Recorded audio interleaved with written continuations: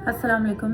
अच्छा, आप लोगों के बहुत मैसेज आ रहे हैं उम्रे से रिलेटेड। सबसे पहले थैंक यू सो मच, आपकी मुबारकबाद का अल्हम्दुलिल्लाह अल्लाह ताला ने बुलाया है फिर से। अच्छा, सबसे पहले तो ज़्यादातर लोग यही पूछ रहे हैं और मुझे भी यही कन्फ्यूजन थी कि मौसम कैसा है। और मेरी फ्रेंड जो है वो रिसेंटली मेरे आने से एक दिन पहले आई थी और एंड शी टोल्ड मी कि ठंड नहीं है, बट दुबई का वेदर काफ़ी ठंडा था तो एज़ कम्पेयर टू मक्का। तो मक्का में इट्स वेरी नॉर्मल, आप लाइक लॉन का जोड़ा पहनो और ऊपर अबाया पहन लो, इनफ है। You don't need shawls, you don't need sweaters, ठीक है। बट एहतियातन आपने अगर आना है, एक स्वेटर या एक शॉल आप रख लें कि कोई कोई दिन हो सकता है ठंड हो जाए या बारिश हो जाए तो आपको ज़रूरत पड़े। अभी तक हमें तो किसी को भी ज़रूरत नहीं पड़ी, इवन जो छोटे बच्चे हैं उसको, जैसे याहिया है, उसको भी कोई ज़रूरत नहीं पड़ी है, ठीक है। स्वेटर वगैरह की एहतियातन एक दो रखने हैं आपने, बट गर्म कपड़े नहीं रखने हैं, ठीक है, क्योंकि डे तो गर्म ही होता है और रात को ज़रा अच्छी हवा चल रही होती है, ठीक है। अच्छा, दूसरी बात ये है कि उम्रा किस टाइम करें।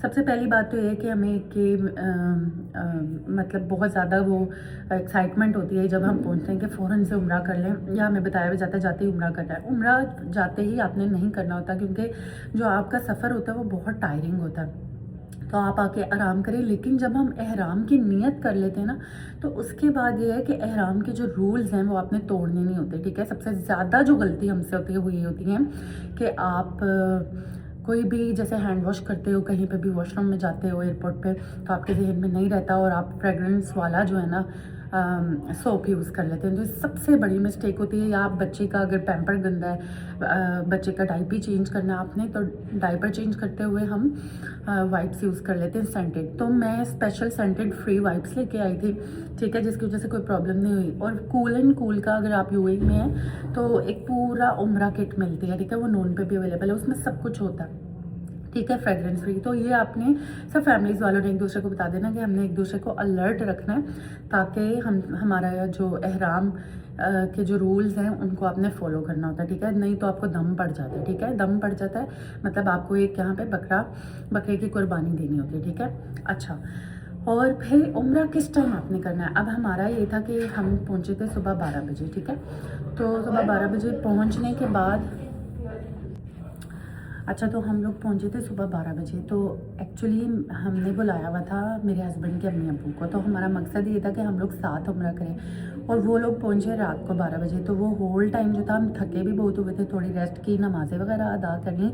लेकिन जब आप ज़रा ज़्यादा डिले कर देते हो ना कि अभी करते हैं उम्रा, तो उसमें यह है कि आप मतलब कोई गलती हो जाती है आपसे, ठीक है। गुस्सा नहीं आपने करना होता एहराम की हालत में। तो जो भी रूल्स होते हैं ना उनमें से आपको मतलब याद नहीं रहता, आपका बाल नहीं टूटना चाहिए, ठीक है। तो बार बार अगर आप वज़ू करेंगी तो उसमें मतलब हो सकता है आपका कोई बाल टूट जाए। लेकिन इस तरह है कि ये नहीं कि जान के आपने तोड़ा है तो फिर आपको दम पड़ता है, अगर खुद से टूट गया तो इट्स ओके। बहरहाल लेकिन ना फिर भी रूल्स फॉलो करना स्पेशली विद टोडलर बहुत मुश्किल होता है, ठीक है। तो ये थोड़ा आपने बस इस चीज़ में दिमाग को रखना है। अच्छा, जो बेस्ट उम्रा टाइम है ना, 3 दफ़ा माशाल्लाह मुझे अल्लाह ताला ने बुलाया, जो मेरा एक्सपीरियंस है वो है ईशा के फ़ौरन बाद नहीं करना, 10 बजे आप जाएँ, ठीक है, या तहज्जुद का टाइम रात के 2 बजे। अच्छा, हम लोगों ने इस दफ़ा जो उम्रा किया वो हमने 1:30 पे हम लोग गए, मम्मा पापा आए, उन्होंने रेस्ट की अब थोड़ी सी, तो फिर हम लोग चले गए, ठीक है। और मेरा ख्याल है 1:30 पे हमने स्टार्ट किया, बट जनवरी है तो आई थिंक मुझे अब पता चला कि ये सीज़न है। वैसे तो जब भी मैं आई हूँ पहले भी तो बहुत ज़्यादा ही रश था, बट इस दफ़ा कोई एक्सट्रीम किस्म का रश था, तो भी रात में भी हमें काफ़ी टाइम लग गया। हम लोग फिर सुबह फजर की नमाज़ पढ़ के पहुँचे, ठीक है। बहरहाल जब आप उम्रा करने जाएं तो आप अपने साथ कोई ना कोई ड्रिंक या कोई ना कोई, तो आप लोगों ने अपने साथ कोई ना कोई ड्रिंक रख लेनी है, कोई ना कोई क्रोसेंट्स या केक्स बिस्किट्स इस तरह से, ठीक है, क्योंकि एकदम आपको भूख लग जाती है और तबीयत थोड़ी सी लोगों की अपसेट हो जाती है। तो ये बहुत ही ज़्यादा आपने इस चीज़ का ध्यान रखना है कि कुछ ना कुछ छोटा मोटा खाने का आपके बैग में होना चाहिए, ठीक है। शोल्डर बैग्स आप लोगों ने अपने साथ ज़रूर रखने हैं, जिसमें आपने अपने स्लीपर्स डालें, जब आप हरम में दाखिल होते हैं वहाँ पे स्लीपर ना पहने। मैं तो यही कहूँगी अपने बैग में शोल्डर में हैंग कर लें, और फिर जब बाहर आएँ तो आपकी जूती भी गुम होने का खदशा नहीं है। अपने साथ छोटी छोटी जो पतली पतली जाए नमाज़ें होती हैं वो आपने ज़रूर रखनी है, क्योंकि यहाँ से एक प्रॉब्लम ये हो जाता है जब हम मक्का में या मदीना में नमाज़ पढ़ने जाते हैं कि बहुत मुल्कों से डिफरेंट लोग आते हैं। तो वो जो डिफरेंट लोग आते हैं और इन्फेक्शंस बहुत ज़्यादा होते हैं, किसी को कोई प्रॉब्लम किसी को कोई प्रॉब्लम। तो आप सेम कारपेट पे जब सजदा करते हो ना तो बहुत ज़्यादा लोगों को वहीं से फ्लू या कोई ना कोई वायरल इन्फेक्शन जो है वो कैच कर लेते हैं। तो बेटर ये है कि आप लोग अपने साथ अपनी जाए नमाज़ें रखें, अपना एक शोल्डर बैग सारे फैमिली मेम्बर्स बना लें, उसमें ये सब चीज़ें अपनी अपनी रखें। तो वो जाए नमाज़ बिछा के आपने तो ही नमाज़ अदा करनी है। तो ये आपको बहुत ज़्यादा इस चीज़ का फ़ायदा होगा।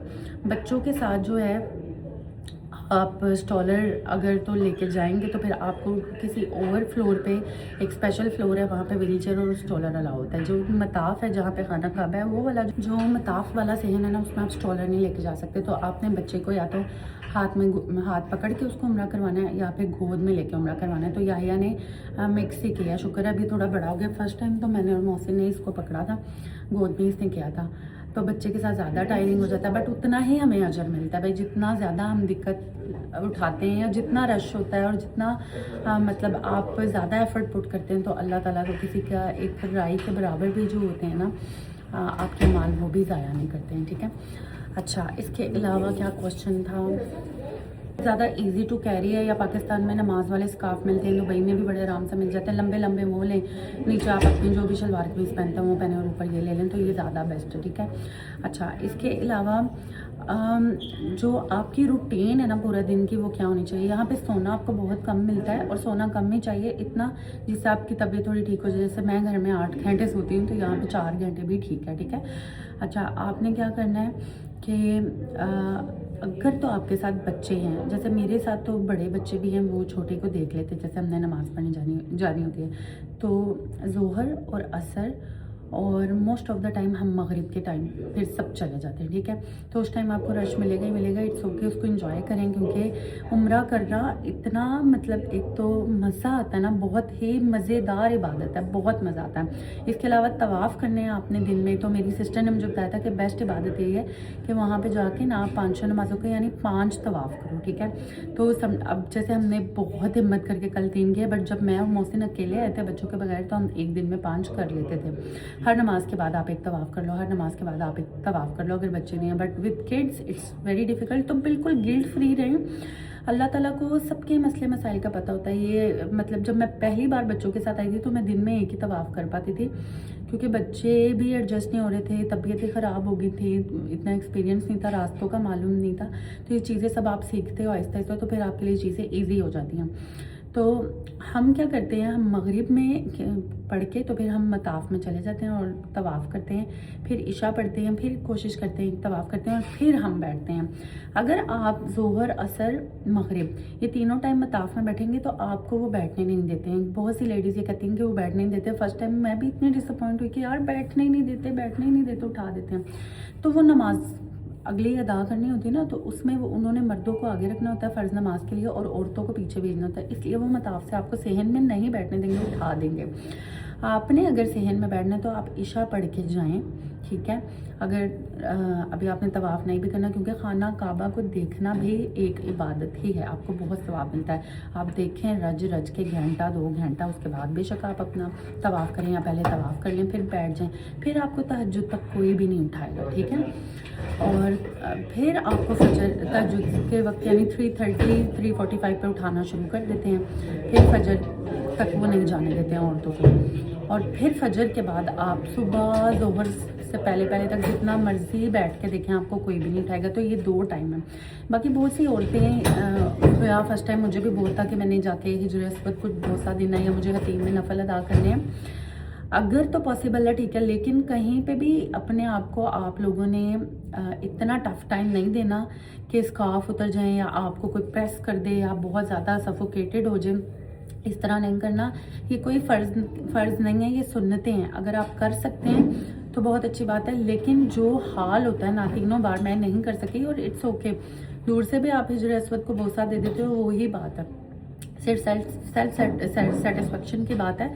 हाँ, पास जाके देने की एक अलग फीलिंग्स आती है, आपको फील होता है, लेकिन जो आलम होता है ना वो बहुत मुश्किल है। इतने आदमी होते हैं उसमें जाके आप इतनी बेहुरमती है ना आपकी, बेपर्दगी और इतनी गैर महरम आपको इतने क्लोजली टच हो जाते हैं। बेशक इंटेंशन कुछ और होती है, बट आई थिंक बेटर ये है कि अगर आपको मौका नहीं मिलता तो कोई बात नहीं। अब यहाँ पे इन्होंने लेडीज़ टाइमिंग्स रख दी हैं, हतीम की भी और हिजर अस्वद की भी, बट उसके लिए आपको बहुत लॉन्ग आवर्स के लिए वेट करना पड़ता है, 4-5 आवर्स, ठीक है। आपको लाइन में लगना होता है, तो उसमें आपको ये भी हो सकता है कि आपने वॉशरूम जाना है या कुछ। तो इस टाइम मैं ये ट्राई नहीं कर रही हूँ क्योंकि बच्चे हैं, तो मुझे तो उनके साथ उनका स्केड्यूल देख के चलना पड़ता है। तो ये सारी इन्फॉर्मेशन जो मुझे लगता है कि आप लोगों को बतानी चाहिए वो मैंने आप लोगों को बता दी। अगर कोई और भी क्वेश्चन होगा तो इस पोस्ट के नीचे आप पूछ सकते हैं और मुझे दुआओं में याद रखिएगा। Thank you so much. मैं सबके मैसेजेस नहीं पढ़ पा रही हूँ, तो बस ये है कि मैं आप सबके लिए दुआ कर दूँगी कि जिसने मुझे मैसेज किया, अल्लाह ताला उन सबकी तमाम दुआ पूरी करे। ओके जी, अल्लाह हाफिज़।